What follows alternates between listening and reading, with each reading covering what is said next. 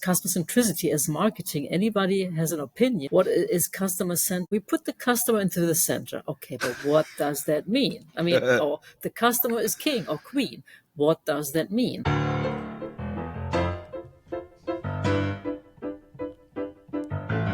You're listening to CX Passport, the show about creating great customer experiences with a dash of travel talk. Each episode, we'll talk with our guests about great CX, travel, and just like the best journeys, explore new directions we never anticipated. I'm your host, Rick Denton. I believe the best meals are served outside and require a passport. Let's get going. Another first for CX Passport. I'm so excited to be able to talk with someone from Spain today, a country that I loved visiting in 1995, but I haven't made my way back there yet. Today, we get that chance. We get our first guest from Spain, Silvana Buljan, Executive Director for Bond Brand Loyalty, EMEA.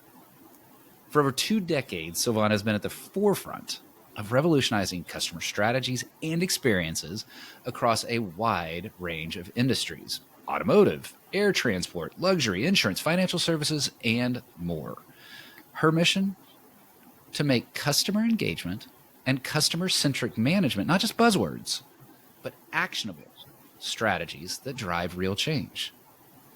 Using the success from her own career, Silvana brings her experience to grow others as a mentor and a thought leader. From being a judge for CRM Idol to mentoring at the Professional Women's Network, Silvana holds a strong commitment to nurturing talent and sharing knowledge. In a role at Bond Brand Loyalty EMEA, Silvana is fostering meaningful connections with customers and employees, shaping those experiences that resonate in the heart of Europe and beyond. Get comfortable, grab a little jamón ibérico and a glass of Tempranillo, and enjoy today's episode. Silvana, welcome to CX Passport. Thank you so much, Rick, and thank you for such an enthusiastic intro. I loved it.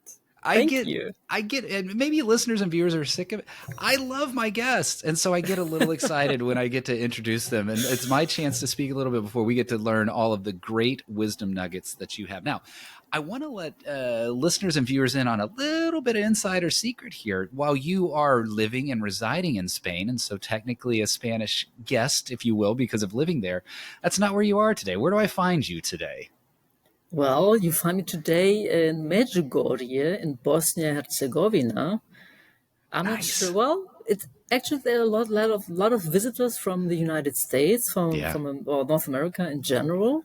It's a very spiritual place in this part of the world. And it's a spiritual place. It's a beautiful place, and it's a place that I know that I want to get to. And so technically I will check off the Spain box, but I'm tempted to check off the Bosnia-Herzegovina box here, but we'll just have to find another CX guest for that. But I'm so glad that you've been willing to talk to us today on CX Passport while you are traveling, which is perfect for the theme of the show for sure. Let's go another theme. Let's talk about those buzzwords, translating those buzzwords into action. The word customer-centric transformation, that is definitely a buzzword. And yet for you, it's something tangible. What does it actually mean to you? And how does a company actually do this? What results can they expect? Yeah. Well, when we start with customers, that we need to make some distinctions also in language and in some definitions, because customer centricity as marketing, anybody has an opinion, anybody has an own view on that. Yeah. What is customer centric?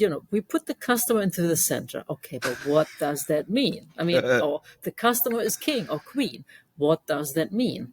The moment when it comes to changing things, how we usually work, or our mindset towards strategic decision-making, really putting customers first and not the company results that we all, of course, want to have a positive, a great P&L statement. So when we come to really introducing some definitions and distinctions, there we become closer to also understanding the magnitude of when we talk about a customer-centric transformation, especially if we are in a business that has grown because of a great product or product-centric management, right?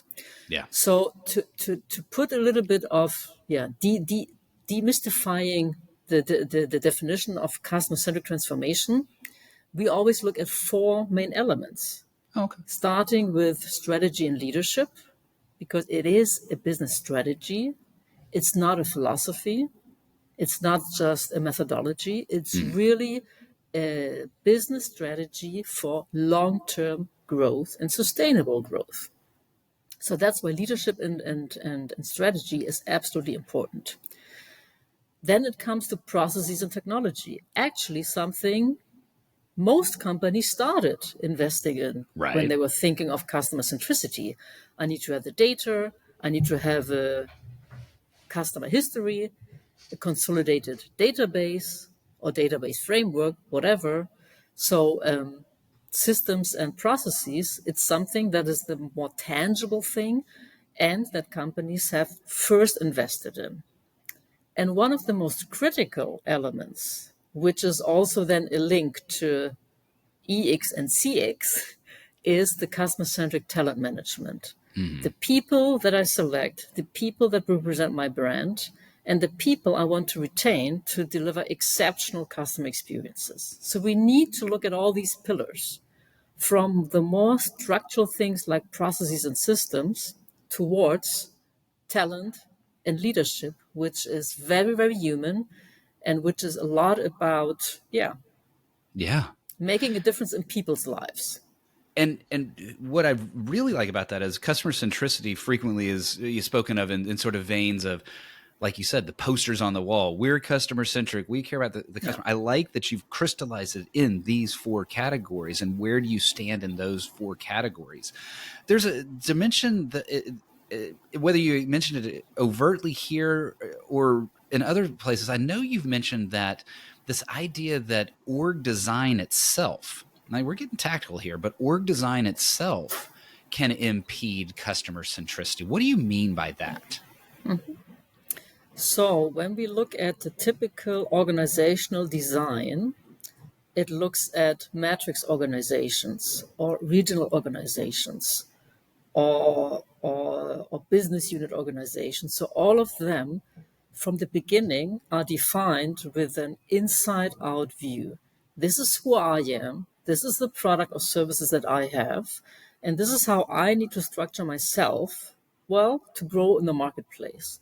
It's not about understanding what is the customer journey where I fit into my customers' lives and how can I organize around this customer journey in order to make customer experience something very natural and frictionless within my organization. And this is where we fail, because the moment we cluster in different types of, organizational setups, the moment we define people in departments, department heads, P&L heads, practice leads, and so on, this is the moment where we disconnect from our customer's journey and how we as an organization can be as agile, as fast, and as time to market to really make a difference for our customers. And the bigger we get, the more we see that in organizations. And that's why if you have a picture of a customer in the center, the moment we have all these boxes and departments and heads of boxes and resources, you see parts of the customer, the nose is there, the mouth is there, the eyes are there, fractioned across the organization.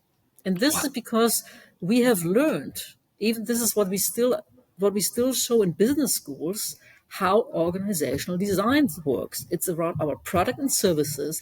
It's not around organizing our customer needs and our customer's reality with us, which is the customer journey, the touch points they live with us, they experience with us.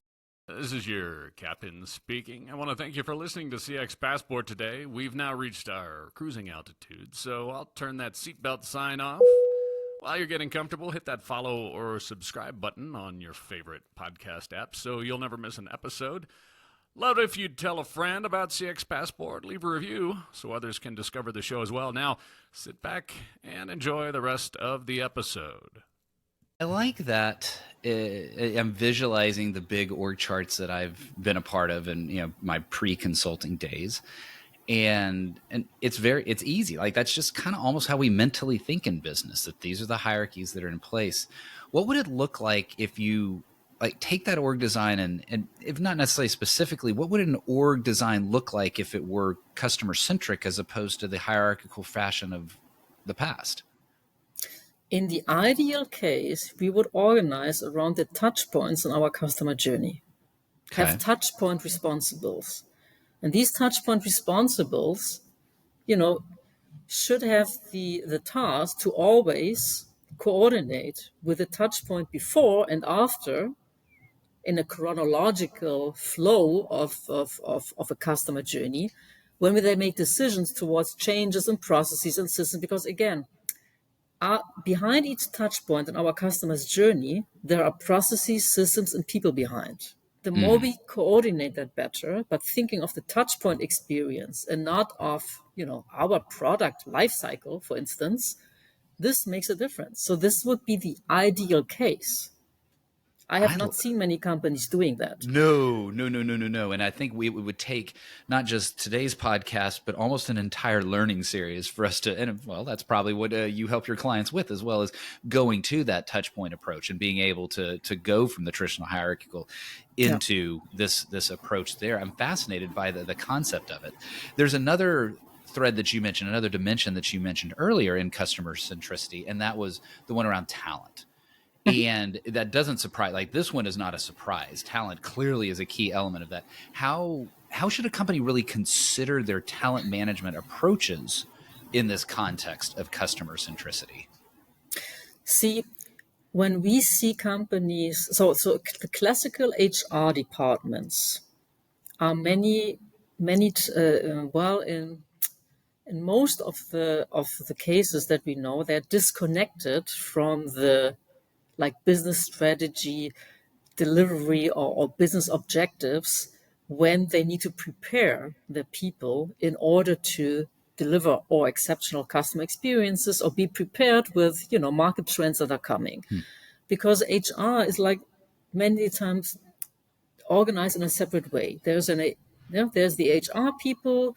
They think of, we need to recruit, we need to enable, we need to train, we need to do performance reviews, we need to retain talent. But this is very much HR process-driven view. Now, when it comes to talent management in the combination of customer centricity, it's not only about training them and knowing what customer centricity means. It's about enabling them or helping them to connect, to understand my job role or function. How does that impact the customer experience in the different touch points of the customer journey? And what is my role as employee or brand ambassador to make a difference for customers? This connection many times is missing in talent management because talent management looks at the inside view. We are a corporation. We have our values. We have our standards. We have our career paths. And it's all about this, internal view and making the connection to the external market view, not only in terms of who do I need. Sometimes they talk about the bottleneck profiles or now the younger generations or, how can we be attractive employer brand for the generations to come? Right. This is not really connected with our, I would say purpose as a company, which should be for all of us to make a difference for our customers. Yeah. Okay. I know I'm seeing some of that. That makes a lot of sense. And certainly like HR as you're describing is perhaps no more guilty than other functions like finance or others if you have that internal focus, that you don't have that customer view. If you're designing your process for an HR process, if you're designing it for a finance process, and those aren't bad, gosh, heck knows, a company needs those processes in place. It's the understanding of how do you take that and instead of inward-looking process, outward-looking process, and combine the discipline of process with that customer influence, that customer centricity that you were describing. Yeah. And actually, I can see my employees or the talent also as internal customers. I need to engage with them. Employee experience. We need to invest in employee experience in order to be relevant for our employees. In order for them to deliver an exceptional customer experience. Yeah. So, and I think there's this famous Harvard service profit chain, which starts with happy employees, supported by great leadership, deliver a great customer satisfaction experience, which There leads you to go. better business outcomes. So Absolutely. it's all there. No new stuff. It's all there. You know, there are times that I think that there's a way for I could launch another podcast title called "There's Nothing New." And see, because Exactly. so much of what we describe Yeah. in our conversations are basics, and yet we know, as not only practitioners like you and I are, but also as customers, we know it is still so remarkably broken, and so there's still much more to come. Yes. There's something that in your background, I mentioned all those different industry types. And that means that you've spent time in both the physical realm and the digital Yes. realm. And I've got to imagine there's a mixture of similarities and differences between the two worlds. Help me understand the customer centricity differences in a physical, like say retail, versus a digital experience. I would say, well, if you are a digital native company, you're born digital, the probability that you are born and think customer centric is a lot higher if you are a physical company who is doing digital transformation and becoming more digital. Okay. And this is why I would like to distinguish that. Because if you are born digital, let's say in the last 10 to 15 years, you use things like the Agile Manifesto. You use things like jobs to be done for customers. You use things like design thinking. So you use all these methods when you build your business, and all of these have the customer view or empathy with customers Okay. or using customer data. In all of these methodologies is present. If you are a, let's say, brick and mortar or old school retail business, of course, you have learned that you need to be relevant for customers. But the way that you have learned it was different. Probably giving the best product. Not you're focusing on what is the offer that I'm giving to customers in order to be relevant, not that much on the experience that you want to give to customers, because you were thinking if I have the best product for the best price, then the customer will come. And this has changed.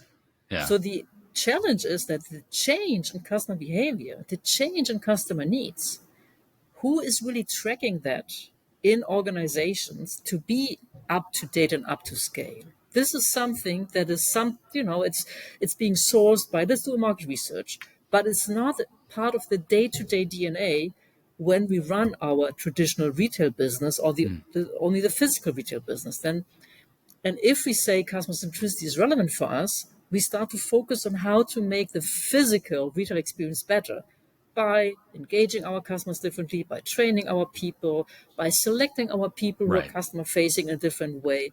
All this comes up, but it's always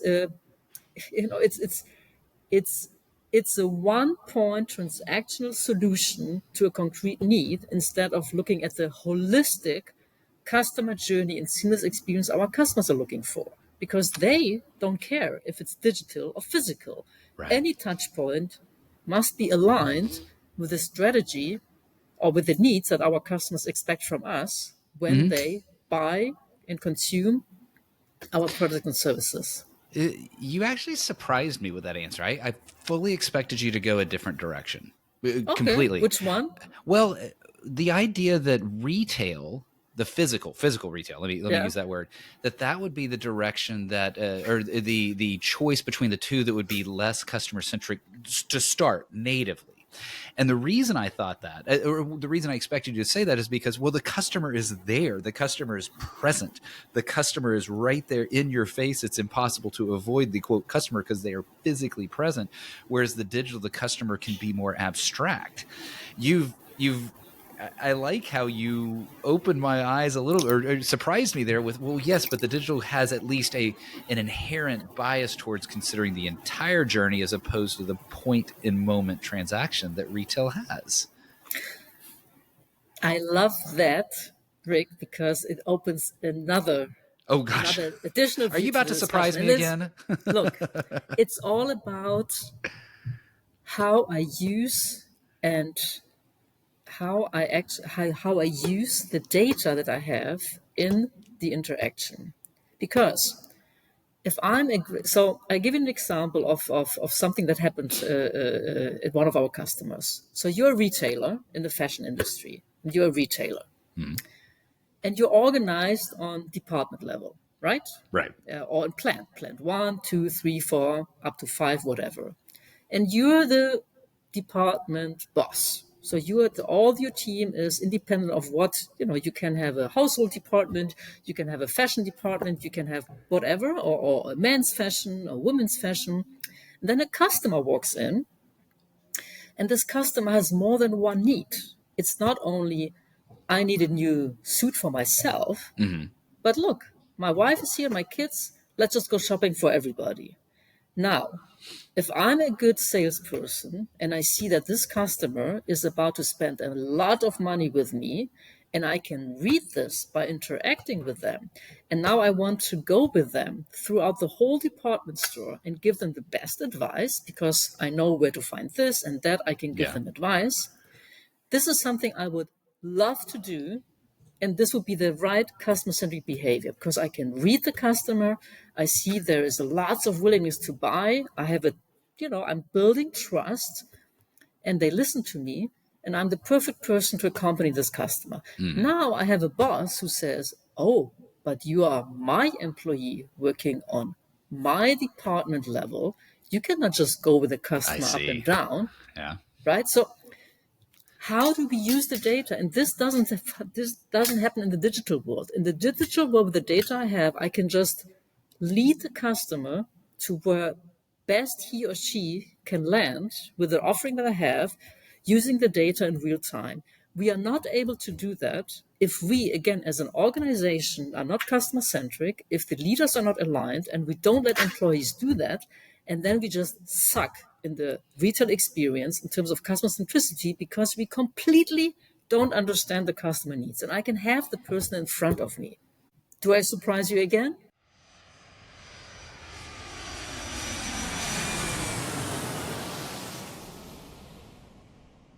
Oh, Silvana, that's so much fun. I love that. Did I surprise you again? Yeah, you did. And that's what I love about CX Passport is that selfishly, I'm learning from the guest and we just happen to hit record and share it with a wider audience. You clearly are a world traveler with background all over Europe and living in Spain and Bosnia and Herzegovina. You know travel and you know that it can be exhausting. And you know that stopping down in the lounge can be a delight. So let's do that now. Let's stop down in the first class lounge, move quickly here, and have a little bit of fun. What is a dream travel location from your past? Japan. Ooh, yes. Okay, I'm with you there. Tell me a little bit about why for you. When I think of Japan, I think of an exceptional service that is giving to customers. Because you look at the independent, or look in automotive, for instance, when we analyze data, we many times see that Toyota is always a benchmark. I would love to see, and I know so many stories about Toyota, and we have worked with Toyota in the past, but really being on site and living this omotenashi service culture, there's so much curiosity I have, and so much, I would just like to experience someday. I have never been to Japan. I know a lot about Japan. I heard a lot of Japan, but I have not been there yet. So I think you answered my second question, which is a dream travel location you've not been to yet. We'll talk about Japan. So Japan is your future hope. What's a dream travel location that you've been to in the past? You mixed it up on me. You surprised me again. Sorry. I love it. No, do not apologize. We'll call this one the one where Silvana surprises Rick. Oh, that was Hawaii. Oh, yeah. I went to Hawaii many years ago, and that was a great experience. Yeah. I like the Waikiki Beach. Oh, yeah. And the whole experience was great. Yeah, it was really great. It is a really nice place to be. I've only been there once, and it was 23 years ago. So yeah, I need to get back there for sure. What is a favorite thing of yours to eat? Oh, I like so many things, but something special, and it's my connection to Spain as well. A good plate of jamón ibérico that you mentioned when you introduced me. I mean, there is no such thing as a great plate of jamón ibérico with or a good glass of red wine, good red Yes. wine, or in summertime, una caña. So some fresh and cool beer. Oh, this is sounding wonderful. Yes, I love that Amoni Iberico comes up again. That's so much fun.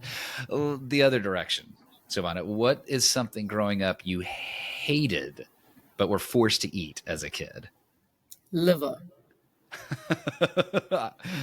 I laugh with a bit of a knowing laugh, and same with listeners and viewers, because liver has come up so many times recently.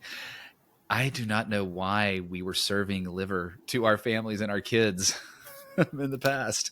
My mom forced me to eat it because she was convinced it's good for my growth. I don't know why, but well, I can At least, still not anything that is like anything that is Yeah. how do you call it in English, the interior organs. oh my yeah. God. I can't. I Nope. love it. I love it. Well, we're gonna have to exit the lounge here. And so, what is one travel item, not including your phone, not including your passport, that you will not leave home without? Well, it has to do with what you see in the back here and where I'm right now, a rosary. I never leave my home without a rosary.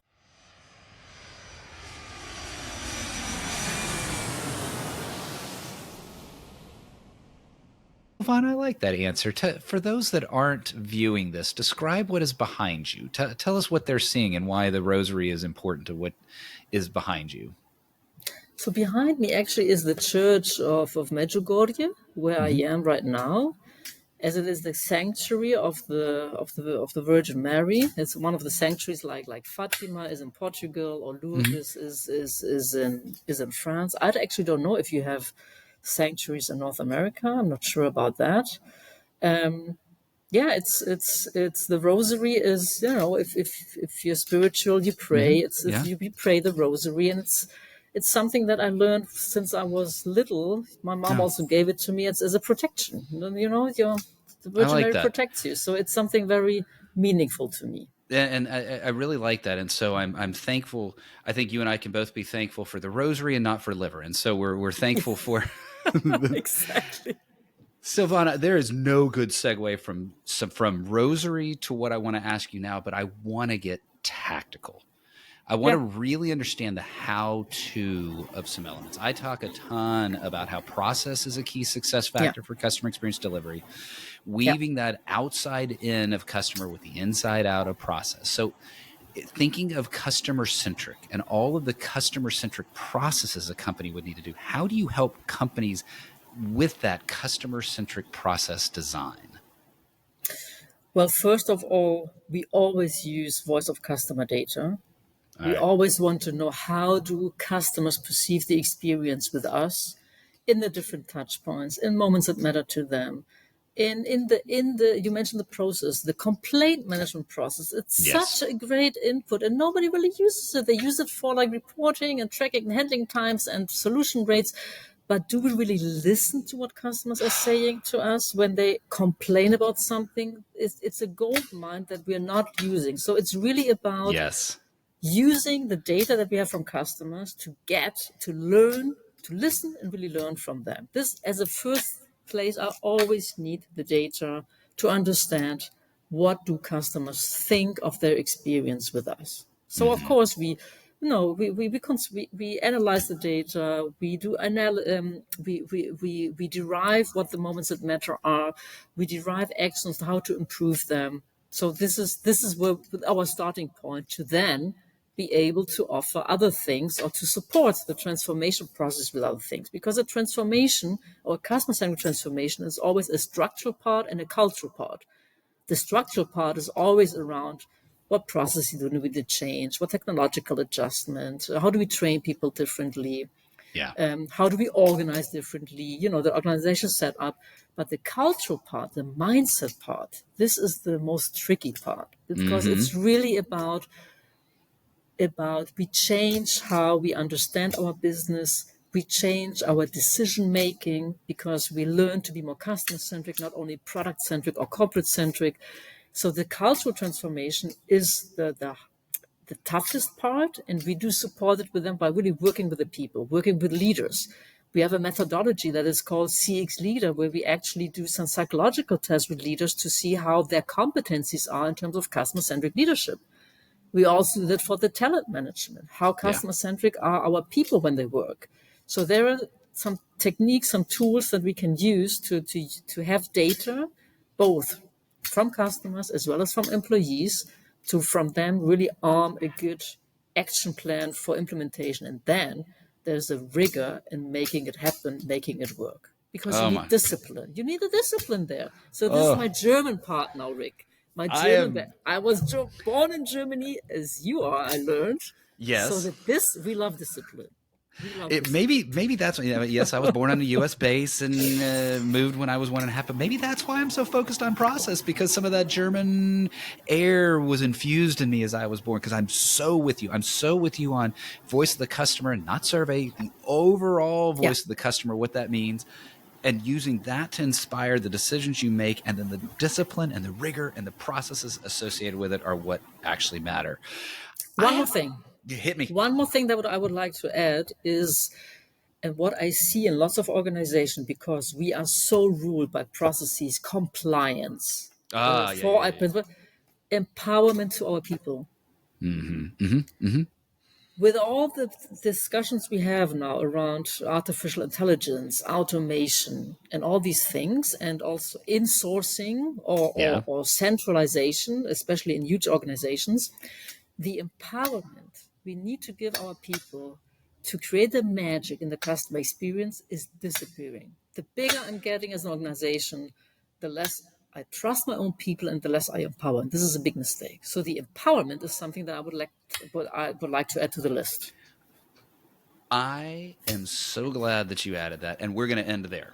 And we're going to end there because I love how you make a distinction between process and policies. You make a distinction with a rigid, inflexible process being something that an employee is not empowered to understand and evolve with based off the needs of the customer, as opposed to a structure that is in place to allow things to be efficient, to move forward.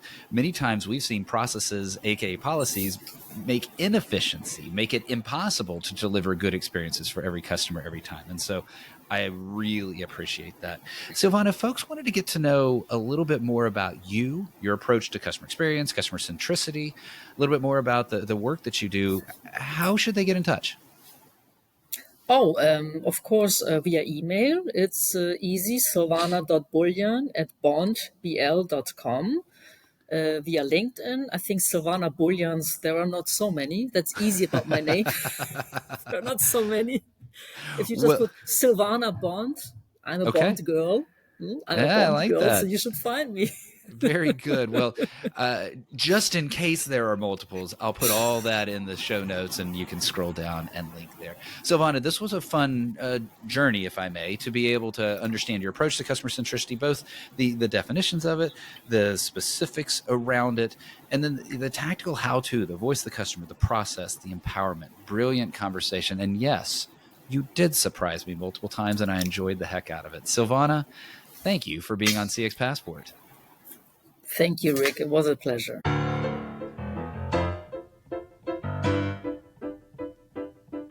Thanks for joining us this week on CX Passport. If you like today's episode, I have 3 quick next steps for you. Click subscribe on the CX Passport YouTube channel or your favorite podcast app. Next, leave a comment below the video or a review in your favorite podcast app so others can find and enjoy CX Passport too.